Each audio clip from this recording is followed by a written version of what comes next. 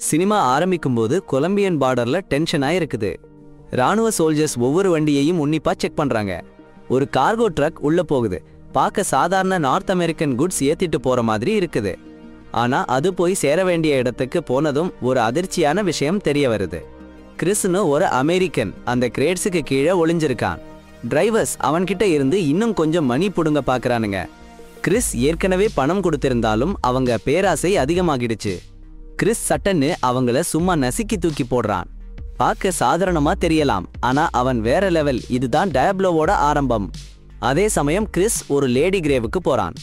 அவன் கண்ணுல இருக்கிற சோகம் எதை காட்டுதுன்னா, ஐயோ துக்கம் தாங்க முடியலப்பா.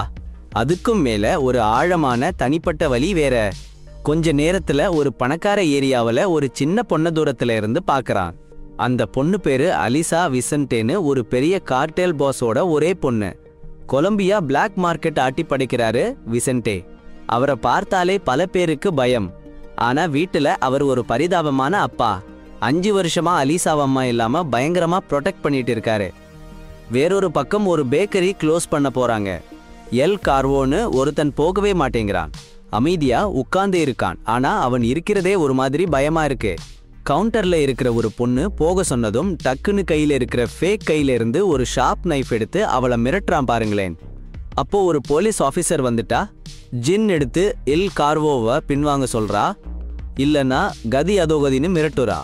ஆனா எல் கார்வோ எஸ்கேப் ஆகிட்டான். பயந்து போன அந்த பொண்ணை வீட்டுக்கு கூட்டிட்டு போறேன்னு அந்த ஆஃபீஸர் சொல்றா. கார்ல ஏறினதும் எல் கார்வோ ஏற்கனவே அங்க வெயிட் பண்ணிட்டு இருந்தான். ஒரே நிமிஷத்துல 2 பேரையும் கொன்னுட்டான் சாமி.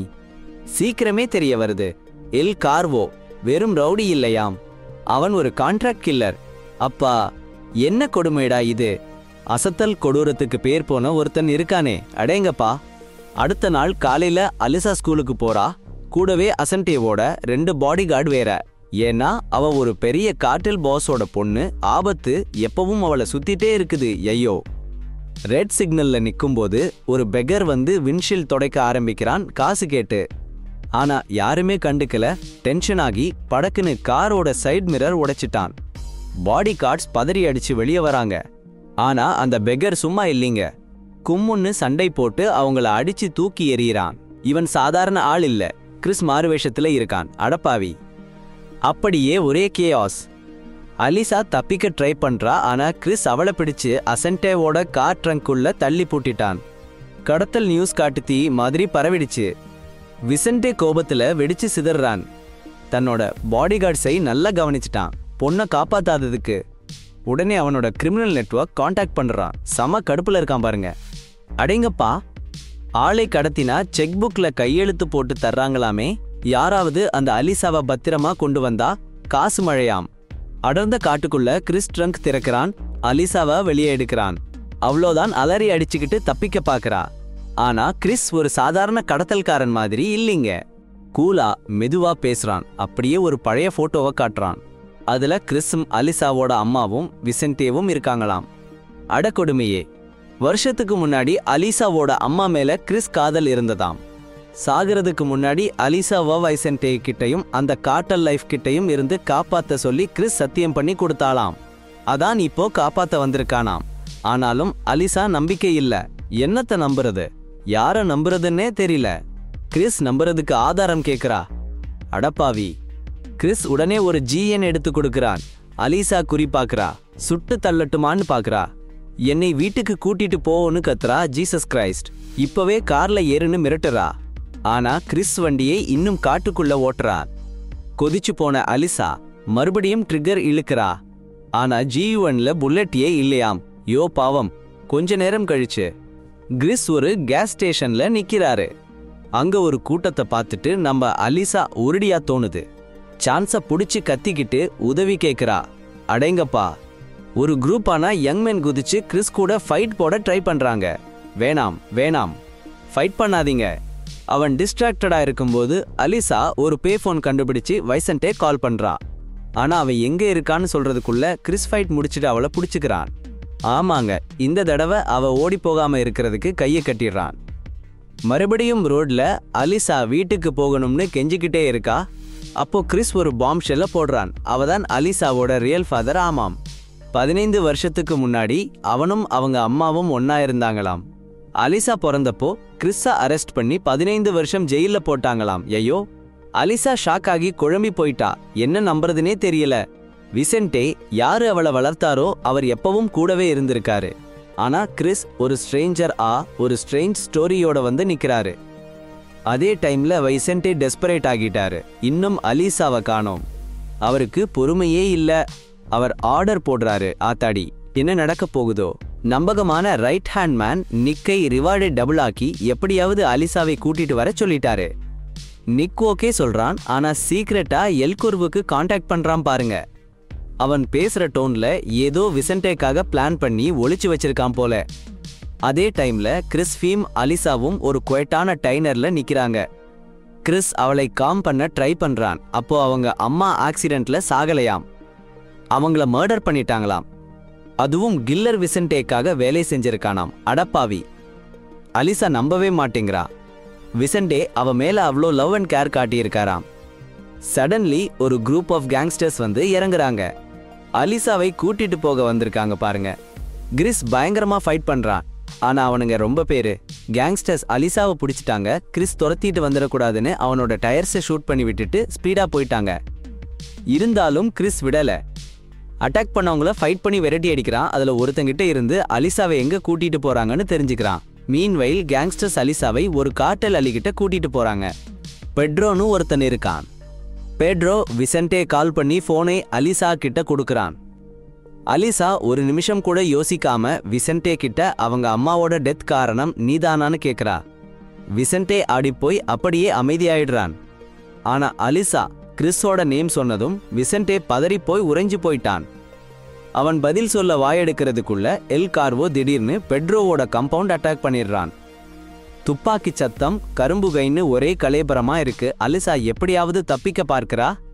பெட்ரோவோட கன் எடுத்து எல் கார்வோவை அடிக்கிறா. கொஞ்ச நேரம் அவளுக்கு கிடைக்குது. உடனே கிறிஸ் மின்னல் வேகத்துல வந்து எல் கார்வோவை நேருக்கு நேர் எதிர்கொள்றான்.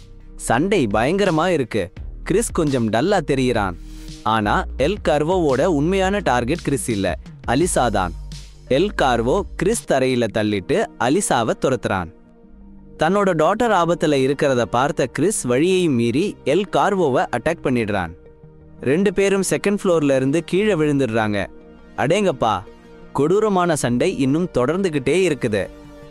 ஒரு ப்ரோஸ்தட்டிக் ஹேண்ட் தான் இருந்தா கூட எல் கார்வோ பயங்கர பலத்தோட ஆக்ரோஷத்தோட சண்டை போடுறான் பாருங்க. கிறிஸ் தோத்துருவான்னு நினைச்ச நேரத்துல ஒரு கார் எல் கார்வோ மேல மோதிருச்சு. கார் ஓட்டுறது யாருன்னு பார்த்தா அது நம்ம அலிசா தான். ஓடி போகாம கிறிஸை காப்பாத்த வந்துட்டா. எல் கார்வோ கீழே விழுந்ததும் கிறிஸும் அலிசாவும் சேர்ந்து தப்பிச்சு ஓடிடுறாங்க. அவங்க ஓடிட்டு இருக்கும் போதே அலிசா மறுபடியும் அவங்க அம்மாவோட டெத் பத்தி கிறிஸை கேட்டுக்கிட்டே இருக்கா. விசென்டே ஒரு கில்லரா இருக்க முடியுங்கிறத அவளால ஏத்துக்கவே முடியல. ஆனா கிறிஸ் என்னடானா விசென்டே அவன் நினைச்சிட்டு இருக்க மாதிரி இல்லைன்னு சொல்றான்.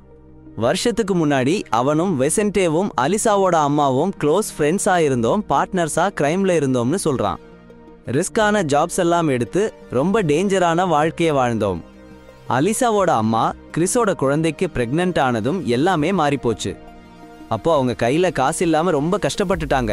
யோ பாவம். விசென்டே கடைசியா ஒரு தரமான பிக் ஹைஸ்ட் கூப்பிட்டாரு. வேலை சூப்பரா போச்சுங்க. ஆனா முடிஞ்சதும் பாருங்க, விசென்டே நம்ம கிறிஸ் கழட்டி விட்டுட்டாரு.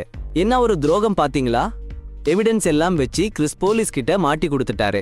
கிறிஸ் ஜெயில்ல 15 வருஷம் கஷ்டப்பட்டாருன்னா பாத்துக்குங்க. கிறிஸ் உண்மையை சொன்னதும் அலிசா நம்பினது எல்லாம் கேள்விக்குறியா மாறுது. அடப்பாவீங்களா? அப்புறம் ஒரு அமைதியான டவுன் ஸ்கொயர்ல நிக்கிறாங்க. அங்க கிறிஸ் சொல்றாரு, அலிசா கழுத்துல இருக்கிற டைமண்ட் நெக்லேஸ் அவரு தான் கிஃப்டா கொடுத்தாராம். வைரத்தை ஏன் தேர்ந்தெடுத்தாருன்னா அது உடைக்கவே முடியாதாம். அலிசா அந்த மாதிரி ஒரு மன தைரியம் இருக்கணும்னு நினைச்சாராம். சூப்பர் இல்ல? அப்புறம் கிறிஸ் ஜெயில இருக்கும்போது அலிசாவோட அம்மா ஒரு தடவை அவரை பார்க்க வந்திருக்காங்க. தன்னோட வாழ்க்கை எவ்வளோ மோசமா போச்சுன்னு சொல்லியிருக்காங்க. விசென்டே ரொம்ப கொடுமைப்படுத்தினாராம்.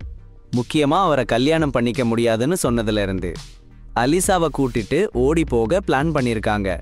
ஒருவேளை அவங்களுக்கு ஏதாவது ஆனா விசென்டே தான் காரணம்னு கிறிஸ் கிட்ட சொல்லியிருக்காங்க. அது மட்டும் இல்ல, அலிசாவை தன்னோட கார்டல் ஹேரா வளர்க்க விசென்டே பிளான் பண்ணியிருக்காருன்னு சொல்லிட்டு எப்படியாவது கிறிஸ் அவங்கள காப்பாத்தணும்னு கெஞ்சி கேட்டிருக்காங்க. யோ பாவம். வேற ஒரு இடத்துல எல் கார்வோ ஒரு டிரைவரை ஏமாத்தி கார் ஹைஜாக் பண்ணிட்டான். முதல்ல அந்த ஆளு என்ன நினைக்கிறான்னா, அடேங்கப்பா ஒரு சேல்ஸ்மேன் தொல்லை தாங்க முடியல. ஆனா அடுத்த நிமிஷமே எல் கார்வோ துப்பாக்கியை எடுத்து டக்குன்னு சுட்டு தள்ளிடுறாருப்பா. வேற லெவல். அதே டைம்ல விசென்டே பெட்ரோவோட காம்பவுண்டு வந்து சேருறான். யோ அங்க ஒரே ரணகளம், ஒரே பிணக்காடு, வேற எதுவுமே இல்ல. செக்யூரிட்டி ஃபுட்டேஜ் பார்த்தா அப்படியே உறைஞ்சு போயிட்டான். அட்டாக் பண்ணுனவங்கள எல் கார்வோ இருக்கான், அந்த கொடூரமான கொலைகாரன். அவனுக்கும் விசென்டே பயங்கரமான ஒரு டார்க் பாஸ்ட் இருக்குதாம். அட ராத்திரியில கிறிஸ் ஒரு காரை ஹாட் வயர் பண்ணி அலிசா கிட்ட, அலிசா நம்ம டெக்சாஸ் போறோம்னு சொல்றான். அங்க நீயும் உன் ஆண்ட் புதுசா ஒரு வாழ்க்கையை ஆரம்பிக்கலாம்னு கிறிஸ் சொல்றான். ஆனா அலிசா முடியாதுன்னு சொல்றா. நான் எங்கேயும் வரல, உன்னை நான் நம்ப மாட்டேன்னு சொல்றா. கிறிஸ் கெஞ்சுறான்.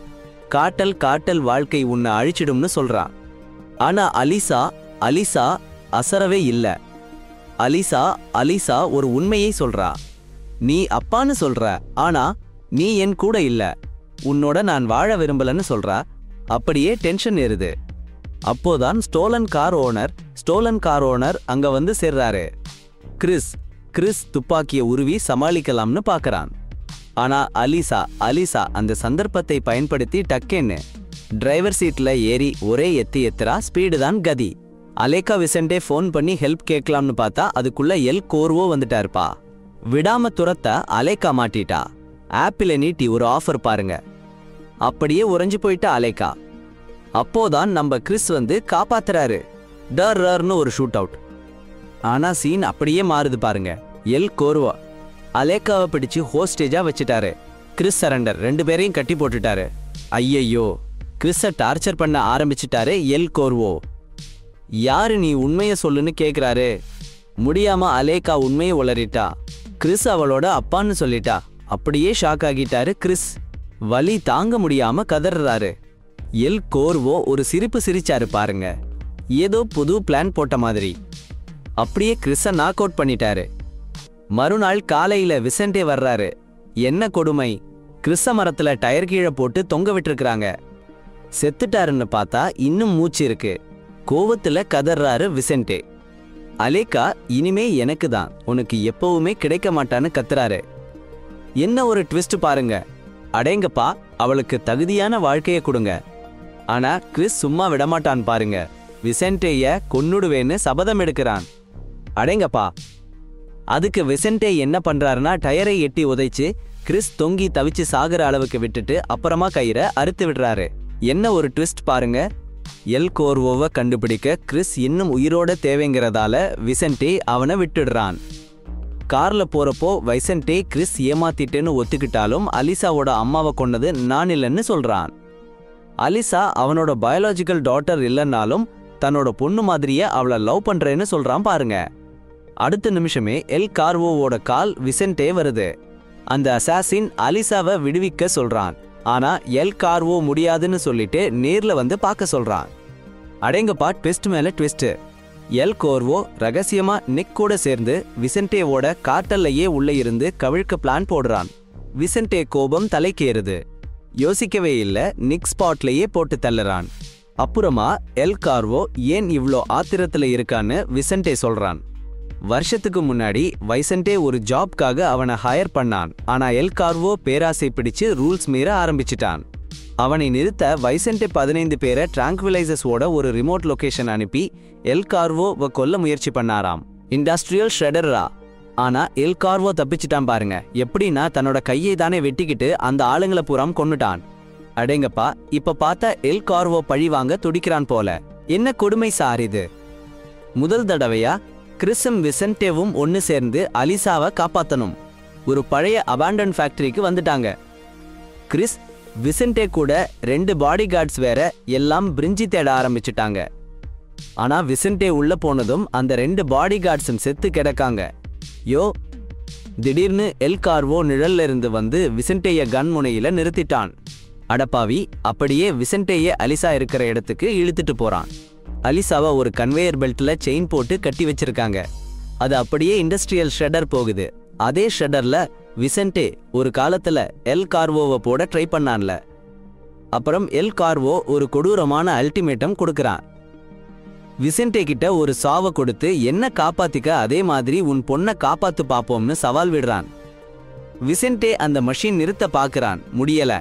சங்கிலிய திறக்க ட்ரை பண்ணா அதுவும் முடியல. அலிசாவை காப்பாத்த ஒரே வழி அவ கைய வெட்டுறது. அடேங்கப்பா, எல் கார்வோ விசென்டே கொடுத்த அந்த சாவை வச்சு அலிசாவை ஒன்னும் பண்ண முடியல. ஆனாலும் பாருங்க, விசென்டே என்ன பண்ண போறாருன்னா அந்த ஷ்ரெட்டர்ல தானாவே விழுந்து அந்த கியர் ஜாம் பண்ணலாம்னு முடிவு பண்ணிட்டாரு. அப்போதான் ட்விஸ்டியூ கிறிஸ் வேகமா வந்து எல் கார்வோவை அட்டாக் பண்றான். ஆஹா, செம ஃபைட் போயிட்டு இருக்கு. அப்போ எல் கார்வோ ஒரு பாம் யூய தூக்கி போடுறான். அலிசாவோட அம்மாவை கொன்னது நான் தான்னு சொல்றான்.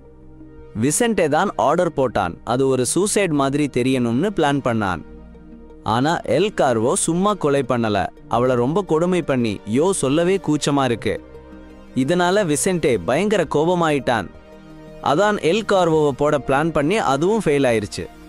ஐயையோ, தான் லவ் பண்ண பொண்ணை இவ்ளோ டார்ச்சர் பண்ணிருக்காங்களேன்னு கேட்டதும் கிறிஸ் மண்டை காய்ஞ்சு போச்சு. வெறியோட எல் கார்வோ மேல பாயிறான். சண்டை பயங்கரமா போயிட்டு இருக்கு. அலிசா வேற ஒரு கன்வேயர் பெல்ட்ல சிக்கிக்கிட்டு ஷெடர் நோக்கி போயிட்டு இருக்கா. அப்போ கிறிஸ் அவளை காப்பாத்த போற நேரத்துல எல் கார்வோ ஸ்ட்ரைக் பண்ணி கிறிஸ் காயப்படுத்திட்டு விசென்டிய ஹாஸ்டேஜா புடிச்சுக்கிறான். என்ன நடக்குதுன்னே தெரியாம ஒரே கேஆஸா இருக்கு. எல் கார்வோ ஏதோ டிமாண்ட் பண்றான். அடக்கள்ள பயலே, விசென்டே கடைசியா நம்ம ஆலிசா கிட்ட உண்மையை போட்டு உடைச்சிட்டாரு பாருங்க. கார்னர் ஆகி தோத்து போய் நின்ன விசென்டே கிறிஸ் தான் ஆலிசாவோட நிஜ அப்பான்னு ஒப்புக்கொண்டார். அது மட்டுமா, ஆலிசாவோட அம்மாவை கொலை பண்ண சொன்னதும் நான் தான்னு கத்தினாரு. பொறாமையில அவர் செஞ்ச வேலை இது. ஆலிசாவோட அம்மா அந்த காற்றல் வாழ்க்கையை விட்டுட்டு கிறிஸ் கூட ஆலிசாவை நல்லா வளர்க்கணும்னு ஆசைப்பட்டாங்க. ஆனா நம்ம விசென்டே விடல. இப்ப வருத்தப்பட்டு என்ன பிரயோஜனம்? அவர் பண்ணின காரியத்தால இன்னும் அதிகமா வலிதானே வந்துச்சு. அப்பாடா, கிறிஸோ ஆலிசா மரணத்துக்கு ரொம்ப கிட்ட இருக்கிறத பார்த்துட்டு துடிச்சு போயிட்டாரு. வேற வழி இல்லாம அவளோட டைமண்ட் நெக்லஸை மிஷினுக்குள்ள போட சொல்றாரு. அந்த டைமண்ட் உள்ள விழுந்ததும் ஷ்ரெட்டர் ஜாம் ஆகி மிஷின் ஸ்டாப் ஆகிருச்சு. ஆனா ஆபத்து இன்னும் முடியல. எல் கார்வோ கிறிஸை 50 மீட்டர் உயரத்துல இருந்து தள்ளிவிட பார்க்கிறான். ஒரு வழியா நல்லது செய்யணும்னு நினைச்ச விசென்டே வேகமா வந்து கிறிஸை காப்பாத்துறாரு. எல் கார்வோவை பிடிச்சி இழுத்துட்டு 2 பேரும் கீழே விழுந்து செத்து போயிடுறாங்க. ஆலிசா கதறி அழுவுறா. என்ன ஒரு கொடுமை, வளர்த்த அப்பாவும் போயிட்டாரு. அதே அப்பாதான் அவ குடும்பத்தையே அழிச்சாரு. இப்ப இருக்கிற ஒரே ஆள் கிறிஸ் மட்டும்தான். அவரும் உயிர் பிழைக்க போராடிக்கிட்டு இருக்காரு. கொஞ்ச நாள் கழிச்சு ஆலிசா போறா. ஆஹா, என்ன நடக்குமோ?